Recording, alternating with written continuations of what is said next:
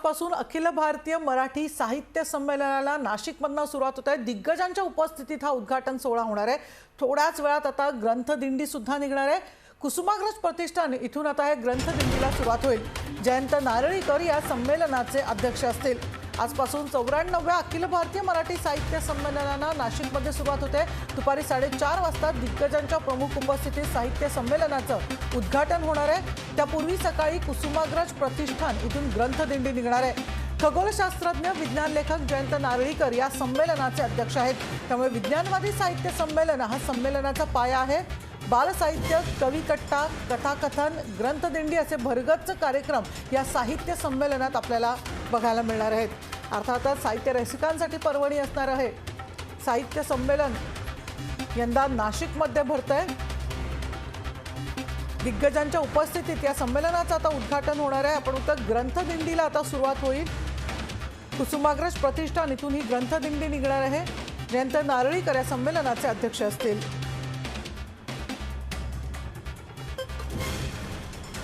किरण नाईक आपले प्रतिनिधी आपल्याबरोबर आहे। किरण, अर्थातच सारस्वतांचा हा मेळा आता नाशिकमध्ये खरं तर भरतो आहे। सगळ्यांनाच उत्सुकता आहे साहित्य संमेलनाची। गेल्या 2 वर्ष आपण बघतोय कोरोनाचं सगळं सावट होतं आणि आता पुन्हा एकदा आपण बघतोय साहित्य संमेलनाचा किंवा साहित्याचा विविध ग्रंथसंपदेचा आनंद आता लुटता येणार आहे। काय नेमकं सांगशील? नक्कीच मनुश्री, ज्याची प्रतीक्षा होती अखिल भारतीय मराठी साहित्य संमेलन आजपासून 5 तारखेपर्यंत नाशिकच्या भुजबळ नॉलेज सिटीमध्ये होणार आहे। आता आपण जिथे आहोत तिथे कुसुमाग्रज प्रतिष्ठान आहे, कुसुमाग्रजांचं निवासस्थान आहे। याच रस्त्याने जी दिंडी आहे ती मार्गक्रमण होणार आहे आणि या दिंडीसाठी मोठ्या प्रमाणात जो आहे पोलिसांचा फौजफाटा देखील तैनात करण्यात आलेला आहे। आपण जर या बाजूला बघितलं तर ढोल ताशांचे गजरात जे आहे ते लेझिम सुरू आहे आणि या बाजूला ढोल ताशे सुरू आहे। जयंत नारळीकर या साहित्य संमेलनाचे अध्यक्ष आहे।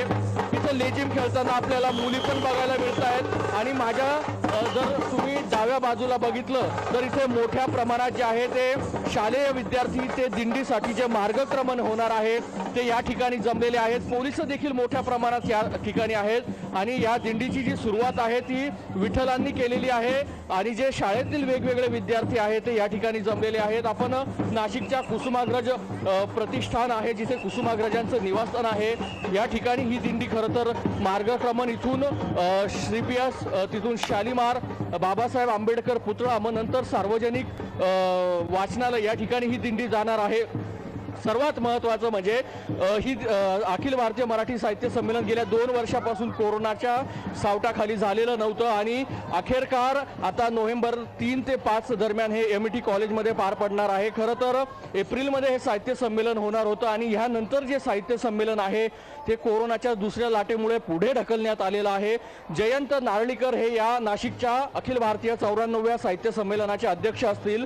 उद्धव ठाकरे, मुख्यमंत्री उद्धव ठाकरे या कार्यक्रमाला येणं अपेक्षित होतं। खरं तर त्यांची प्रकृती बरी नसल्यामुळे ते येणार नाही, मात्र जावेद अख्तर झाले असतील आणि सर्वात महत्त्वाचं या दिंडीचे जे उद्घाटक आहे विश्वास पाटील आहेत आणि त्यांच्या हस्ते या साहित्य संमेलनाचं जे आहे ते उद्घाटन होणार आहे। यानंतर 11:30च्या दरम्यान कौतिक ठाले पाटील जे आहेत त्यांच्या उपस्थितीत MIT कॉलेजमध्ये ध्वजारोहण होईल। खरं तर 2 दिवसापासून नाशिक शहरासह महाराष्ट्रात जोरदार पाऊस सुरू आहे आणि या पावसामुळे कुठेतरी या जे साहित्य संमेलन होतं त्याच्यावर एक सावट होतं, मात्र आता जी परिस्थिती आहे ती आटोक्यात आहे आणि सर्वात महत्त्वाचं पाऊस बंद झालेला आहे। त्यामुळे जे इथे शाळेतील जे मुलं आहेत ते वेगवेगळे पोशाख धारण करून या ठिकाणी आपल्याला आलेले पाहायला मिळत आहे आणि सर्वात महत्त्वाचं अक्षरशः म्हणजे महाराष्ट्रात नव्हे तर पूर्ण भारतातून जे लोक आहेत या दिंडीला या ठिकाणी आलेले आहेत आणि यानंतर साहित्य संमेलनाच्या ठिकाणी ते इथून जातील। साहित्य संमेलनामध्ये जर आपण बघितलं तर मोठ्या प्रमाणे भरगच्च असे कार्यक्रम देण्यात आलेले आहे। कविकट्टा असेल, कवी संमेलन असेल, पुस्तक प्रकाशन असेल, असे वेगवेगळे कार्यक्रम या ठिकाणी होणार आहे आणि लेझिम आहे। आपण या माझ्या डाव्या बाजूला जर बघितलं तर लेझिम सुरू आहे आणि जे शाळेतील विद्यार्थी आहे ते या बाजूला वेगवेगळे जे साहित्यिक असतील, पुस्तक प्रकाशक असतील किंवा जे वेगवेगळे शास्त्रज्ञांचे पुस्तक आहे त्यांचे बोर्ड त्यांनी हातात घेतलेले आहेत। सर्वात महत्त्वाचं अत्यंत कमी वेळात हे साहित्य संमेलनाचं नियोजन नाशिकमधनं करण्यात आलेलं आहे आणि 94 अखिल भारतीय मराठी साहित्य संमेलन हे नाशिकमध्ये पार पडतंय। मोठ्या प्रमाणात नाशिककरांनी देखील या साहित्य संमेलनाला प्रतिसाद दिलेला आहे। जे देखावे आहेत, विज्ञानाचे देखावे आहेत, ते या ठिकाणी बनवण्यात आलेले आहेत आणि डॉक्टर जयंत नारळीकर हे या 94व्या अखिल भारतीय मराठी साहित्य संमेलनाचे अध्यक्ष राहणार आहेत। मावळते जे साहित्य संमेलनाचे अध्यक्ष आहेत त्यांच्यानंतर आता जयंत नारळीकर हे 1 वर्षासाठी साहित्य संमेलनाचे अध्यक्ष राहणार आहे। दिवसभर म्हणजे 3, 4 आणि 5 या 3 दिवस भरगच्च असे कार्यक्रम या साहित्य संमेलनात देण्यात आलेले आहे। मात्र वरुण राजाची कृपा आहे, अद्याप पाऊस सुरू झालेला नाही, त्यामुळे जी दिंडी आहे ती आता काही वेळातच इथून मार्गक्रमण होणार आहे। मनुष्य निश्चितच आपण बघतो ग्रंथदिंडी आता निघणार आहे, अर्थात कुसुमाग्रज प्रतिष्ठानेतून आता ग्रंथदिंडी निघणार आहे। आपण तुझ्या मागे बघू शकतो, अगदी जय्यत तयारी सगळी झालेली आहे। एक प्रकारे वेगळाच माहोल नाशिकमध्ये आज बघायला मिळतोय। सारस्वतांचा हा मेळा आज नाशिकमध्ये भरणार आहे। या सगळ्यासाठी आपण बघतोय खरं तर गेली 2 वर्ष सगळं कोरोनाचं सावट होतं किरण, यंदा राज्यभरातून खरं तर साहित्यप्रेमी आता नाशिकमध्ये दाखल झाले आहेत। कशा प्रकारची व्यवस्था संपूर्णपणे करण्यात आलेली आहे? नक्कीच मनुष्य जे साहित्यिक जे वेगवेगळे साहित्यिक नाशिक नगरीमध्ये येतील त्यांना जी व्यवस्था आहे, राहण्याची व्यवस्था आहे, ती नाशिकचे जे आयोजक आहे 94व्या अखिल भारतीय मराठी साहित्य संमेलनाचे आयोजक लोकहितवादी पार्टी लोकहितवादी जे आहे त्यांनी या पूर्ण याबाबतचं नियोजन केलेलं आहे।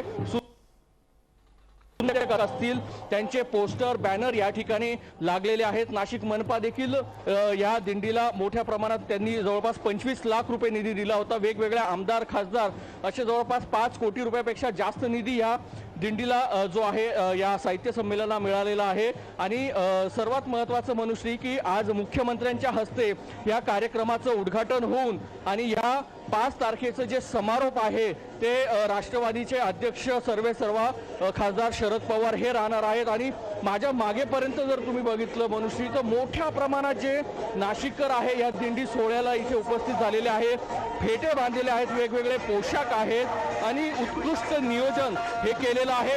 याला सर्वात महत्त्वाचं म्हणजे वरुण राजाची कृपा। खरं तर अवकाळी पावसामुळे कुठेतरी या साहित्य संमेलनावर एक गड्डांतर होता। खरं तर पाऊस आल्यामुळे काय होईल अशी वेगवेगळे संभ्रम या ठिकाणी जे आहे ते व्यक्त केले जात होते। मात्र काल रात्रीपासून नाशिक शहरामध्ये पाऊस बंद आहे आणि आपण जर या ठिकाणी बघितलं तर स्वातंत्र्यवीर सावरकर यांचा देखावा देखील या ठिकाणी बनवलेला आहे। आपण बघू शकतो की स्वातंत्र्यवीर सावरकरांच्या नावावरनं इथे मनसेने आक्षेप देखील घेतला होता की हे जे गाणं बनवलेलं आहे अखिल भारतीय मराठी साहित्य संमेलनाचं त्याच्यामध्ये इथे सावरकरांचा पोशाख आपल्याला दिसतो। आपण त्यांच्या घेऊया, तर काय सांगाल तुम्ही सावरकरांचा पोशाख? आज खऱ्या अर्थाने आहे अर्थातच आपण बघतोय दरवेळी साहित्य संमेलनाला थोडीफार वादाची अशी किनार असतेच। मनसेने याबद्दल थोडा आक्षेप घेतला होता, मात्र आपण बघतो अखेर साहित्य संमेलनाला उत्साहात सुरुवात होताना आपल्याला बघायला मिळतंय। ही सगळी दृश्य ग्रंथदिंडीची आहेत। ग्रंथदिंडी आता निघते आहे, कुसुमाग्रज प्रतिष्ठानेतून आता ही ग्रंथदिंडी निघणार आहे, त्यामुळे एक वेगळाच उत्साह खरं तर आज नाशिकमध्ये आता अनुभवता येतो आहे। पुढचे 5 दिवस नाशिक या साहित्यामध्ये आता रंगून जाणार आहे।